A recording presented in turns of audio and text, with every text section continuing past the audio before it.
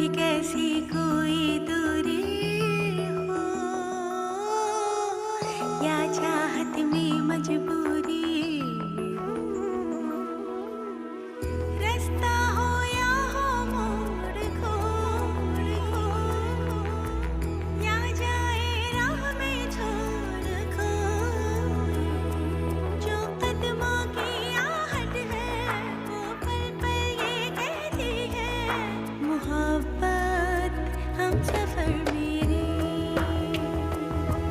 मोहब्बत हम सफर मेरे, मोहब्बत हम सफर मेरे। मुझे तुम्हारी तन्हाई फील होती है बेटा, और नजर भी आती है। अम्मी प्लीज अब आप उस टॉपिक पे बात ना करना शुरू कर दीजिएगा प्लीज। किसी भी मामले को बीच में नहीं छोड़ना चाहिए। अरे मैंने अपनी बेटी ब्याई है, कोई बेची नहीं है जो उसको यहाँ आने जाने पे पाबंदी लगा दे। अम्मी, मैं आपके पास आ गई ना? हाँ, जब मेरी आंखें तरस गई तब आई है। मोहब्बत हम सफर मेरी, मोहब्बत हम सफर मेरी। अदनान, मुझसे कोई गलती हो गई है क्या? नहीं नहीं नहीं नहीं, गलती तो मुझसे हुई है। तुम तो इतनी अच्छी हो कि तुमसे और गलती हो जाए। नहीं नहीं, ये तो ऐसा हो ही नहीं सकता। अदनान प्लीज मुझे साफ साफ बताएं कि आपकी नाराजगी की क्या वजह है? पहेलियां क्यों बुझवा रहे हैं? क्या तुम्हें वाकई नहीं मालूम कि मैं तुमसे नाराज क्यों? नहीं। मेरे खुदाया, किस बेवकूफ से पाला पड़ा है मेरा। अदनान मैं मानती हूँ कि मैं बेवकूफ हूँ, मगर आप मुझे कम से कम बताएं तो सही कि आप क्यों नाराज हैं, मुझसे गलती कहाँ हुई है?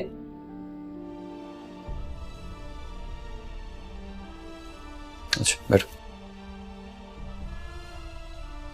ये बताओ कि तुम्हें तुम्हारी अम्मी के यहाँ जाने को किसने कहा था? आपने कहा था। मैंने ही कहा था ना कि तुम अगले दिन वापस घर भी आ जाना। मैं तो आ रही थी, लेकिन अम्मी की तबीयत खराब हो गई, उन्हें बुखार चढ़ गया। बस इसी वजह से मैं रुक गई थी, और जैसे ही उनकी तबीयत ठीक हुई मैं आ गई। जब भी तुम अपनी अम्मी के घर जाती रहोगी ना, तुम्हारी अम्मी को ऐसे ही बुखार चढ़ते रहेंगे। अल्लाह ना करे अदनान, कैसी बातें कर रहे हैं आप?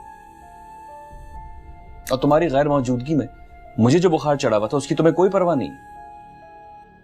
मैं तो आपको दिन में कई कई बार कॉल कर रही थी, आप ही मेरी कॉल रिसीव नहीं कर रहे थे। देखो सारा, ये तुम्हारा असली घर है, तुम्हें इसको अहमियत देनी चाहिए।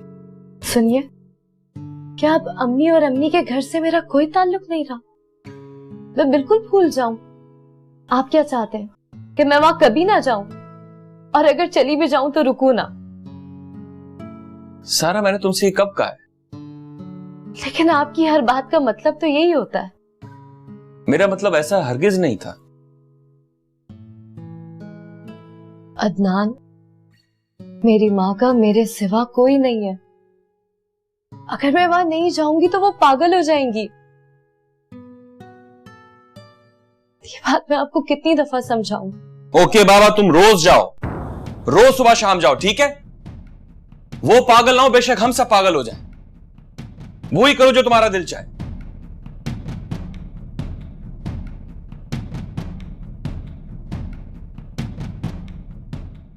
अच्छा ये बताओ, तुम्हें जरीन भाभी के घर सारिम ज्यादा अच्छा लगता है या वानिया? सारिम भाई का मुकाबला तो मैं किसी से कर ही नहीं सकती। इसका मतलब है कि तुम्हें सारिम पसंद है। खाला, सारिम को कौन नापसंद कर सकता है? और इसी तरह मुझे एनी भाभी बहुत अच्छी लगती है। इस वक्त कहने की तो कोई बात नहीं हो रही, वो गई तो गई। ऐसा तो ना कहें आप, लड़ाई झगड़े किस घर में नहीं होते।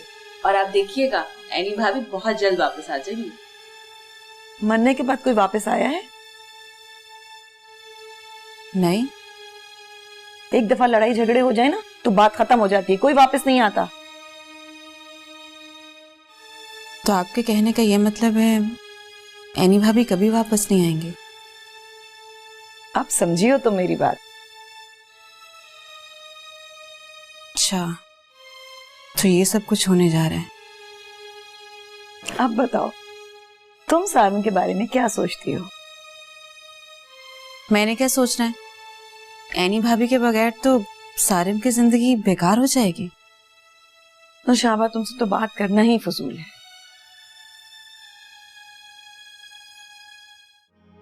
अम्मी क्या जरूरत थी अभी से शॉपिंग करने की? बाद में हम लोग कर लेते हैं ना आराम से।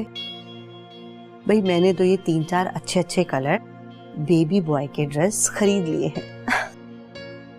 आपको कैसे पता कि बेबी बॉय होगा? भाई मुझे अंदाजा है। यही तो पूछ रही हूँ, आपको कैसे अंदाजा हुआ? भाई हमारी नानी कहा करती थी कि जो लड़के की माँ होती है उसका चेहरा कुमला जाता है और जो लड़की की माँ होती है उसका चेहरा चमकता रहता है।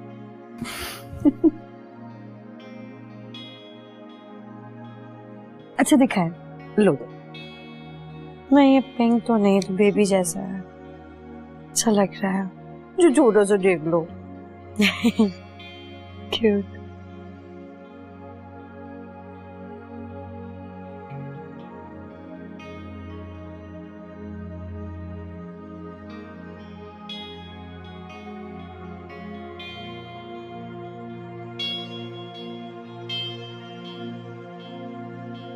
सारा बेटा, पहले कुछ खा लो, तुमने नाश्ता भी नहीं किया, फिर डस्टिंग कर लेना। नहीं आंटी, मुझे भूख नहीं है, मैंने सुबह चाय पी ली थी।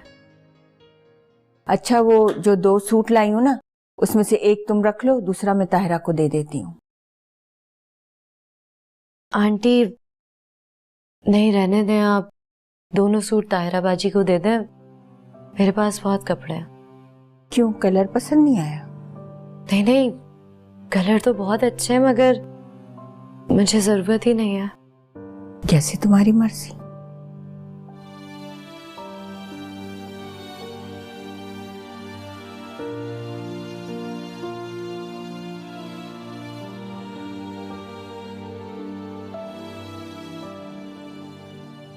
सारा बेटा, मैं मार्केट जा रहा हूँ, तुम्हारे लिए मिर्चों वाले चिप्स और अनार लेता आऊंगा। यही पसंद है ना तुम्हें? नहीं अंकल, अब नहीं पसंद। अरे तुम तो बड़े शौक से खाती थी ये। हाँ मगर अब मुझे डॉक्टर ने भी मना कर दिया है और मेरे गले में तकलीफ हो जाती है। आप मार्केट जा रहे हैं? जी हाँ, कोई चीज मंगवानी है तो बता दे। मैं भी आपके साथ चलती। अब मुझे टेलर के पास जाना है, अगर तकाजा न करूं तो वक्त पर कपड़े नहीं देता हूँ। ठीक है, तो फिर चलें? चले। सारा बेटा, कीमा भून लेना और थोड़े से दाल चावल बना लेना।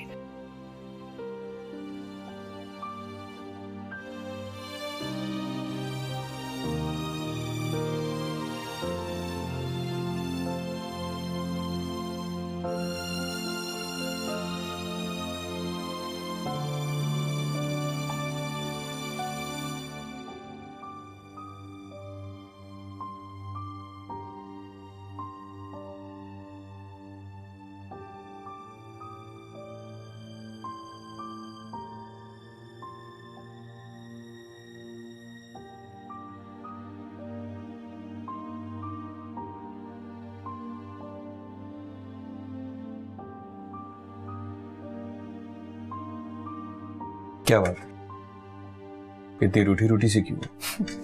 मेरी क्या मजाल कि मैं किसी से नाराज होने की हिम्मत भी कर सकूं। ओह, तो पक्की वाली नाराज हो?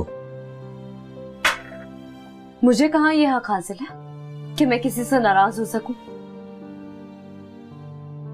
अच्छा, तो ये बात है। आओ मेरे साथ। अदनान छोड़े मेरा आओ हाथ। मेरे साथ। अदनान छोड़े मेरा हाथ। अदनान छोड़े ना, मुझे आपसे कोई बात नहीं करनी। अदनान छोड़े मेरा हाथ, नहीं करनी मुझे आपसे बात। अब बताओ क्या बात है?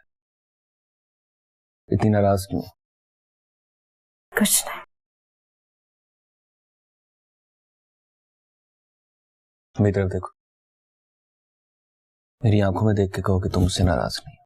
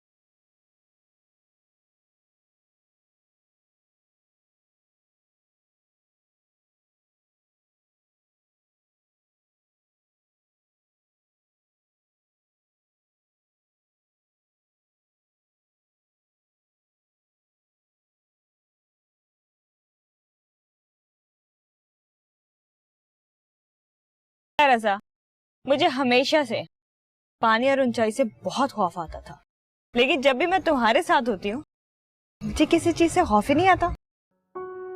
इसका मतलब यह हुआ कि जब कभी मैं तुम्हें ऊंचाई से फेंकूंगा तो तुम्हें जरा भी डर नहीं लगेगा। क्या मतलब? ये क्या कह रहे हो तुम? मैं कोई ऐसी लड़की हूँ जिसे ऊंचाई से फेंका जाए? अरे यार, पूरी बात तो सुन लो।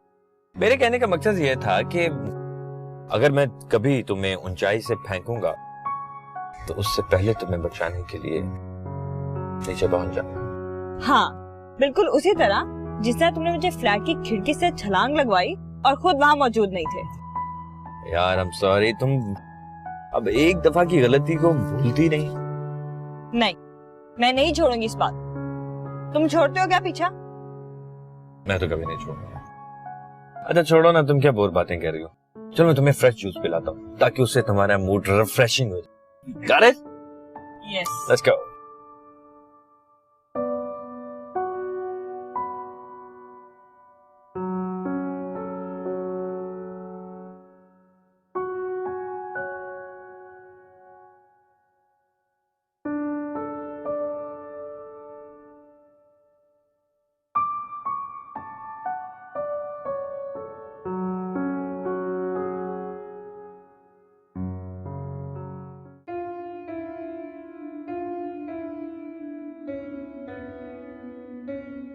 अरे वानिया, तुम यहाँ क्या सारिम के साथ आई हो?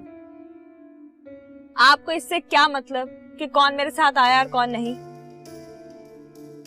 इसका मतलब है कि तुम किसी दूसरे के साथ आई। मैं किसी के साथ भी आई हूँ, आपको इससे क्या? ठीक है, तुम घूमो, मैं चला।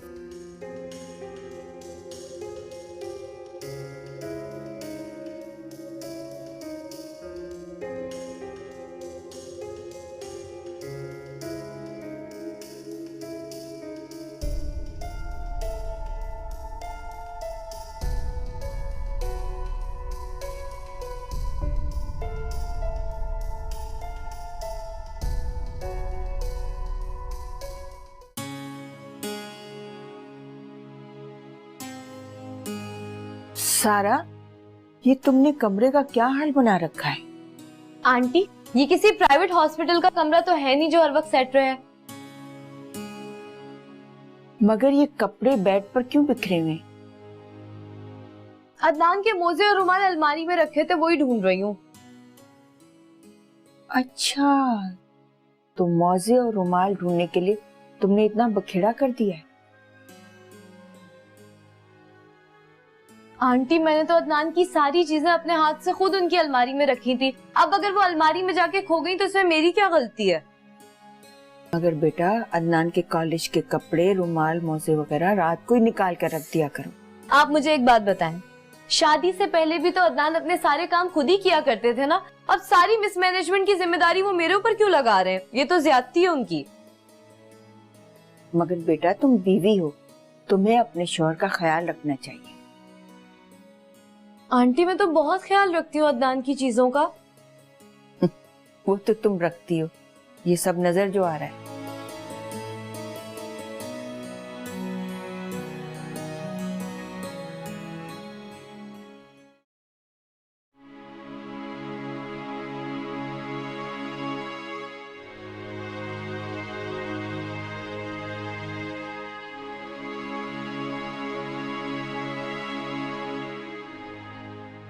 किसके साथ घूम रही? सारिम से बात।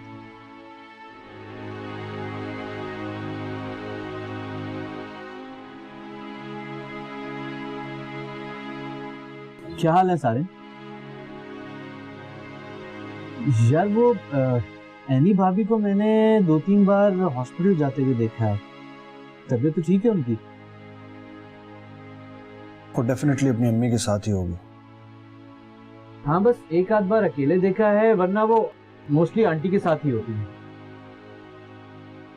यार एनी की अम्मी सांस की मरीजा हैं, वो अक्सर हॉस्पिटल जाती रहती हैं। एनी भी उनके साथ जाती रहती है। अच्छा मगर ये भी तो हो सकता है कि एनी भाभी वाकई बीमार हो। मैं भी। चल ये लड़ाई झगड़ा खत्म करना सारे, बहुत हो गया। अभी खत्म नहीं हुआ, अभी तो शुरू हुआ। ओके, अल्लाह हाफिज।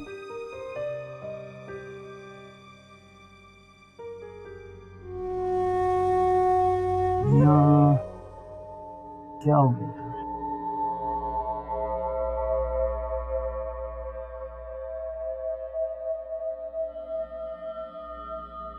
सारा की माँ को बातें तो बड़ी बनानी आती, मगर बेटी को सलीके नाम की कोई चीज नहीं सिखाई है। इतने दिन सारा मैके में रहकर आई है, मगर मजाले जो कोई ढंग की चीज सिखाई हो या बताई हो। बच्ची है, सीख जाएगी। खाक सीखेगी वो। कितनी मर्तबा समझाया है कि अलमारी में चीजें करीने से रखो, मगर नहीं, जब भी कोई चीज चाहिए सारी चीजें नीचे फेंक देती है, फिर मतलूबा चीज लेके वापस कपड़े अलमारी में ठूंस देती है। अरे भाई उनके यहाँ अलमारी का इस्तेमाल ऐसा ही होता होगा। चीज लाओ और उसे अलमारी में फेंक दो, और जरूरत पड़ने पर फिर नीचे फेंक कर उसमें से मतलूबा चीज ढूंढ लो। 2-4 मर्तबा तो बता चुकी हूँ, मगर बार बार समझाने पर ख्वामखा चिढ़ जाएगी। आप एक बार उसकी अलमारी अपने तरीके पर सेट कर दें, फिर देखिएगा वो कितनी खुश होगी और मामला भी हल हो जाएगा। ठीक है, ये भी करके देख लूंगी। अब यूं करें कि एक गर्मा गर्म चाय का कप तो पिला दें। एक तो आप चाय बहुत पीने लगे, अभी बना के लाते।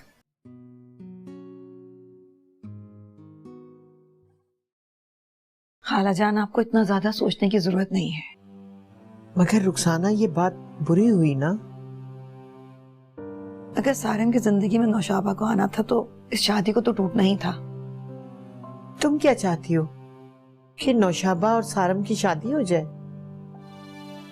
हाँ, ये बात मैं इसलिए कह रही हूँ कि सारिम भी नौशाबा को पसंद करता है। पहले भी जरीन भाभी बीच में आ गई, मगर अब वो कुछ नहीं कर सकती। मेरी नौशाबा तो हर हाल में गुजारा करने वाली लड़की है, और नौशाबा को सारिम पसंद भी है। हाँ ये तो है, मगर रुखसाना बात। अगर मगर को छोड़े खाला, सारिम की शादी को टूटना ही था। नौशाबा से शादी नहीं होगी उसकी तो किसी और लड़की से हो जाएगी। तुम्हें यकीन है इस बात का? 100% यकीन है खालाजान। अच्छा, फिर मैं सोचती हूँ। खुद भी सोचे और नौशाबा को भी समझाएं। नौशाबा को कैसे समझाऊं? वो बेचारी सीधी सादी लड़की है, उसे समझाएं कि सारिन के साथ शादी के बाद उसे कैसा लगेगा?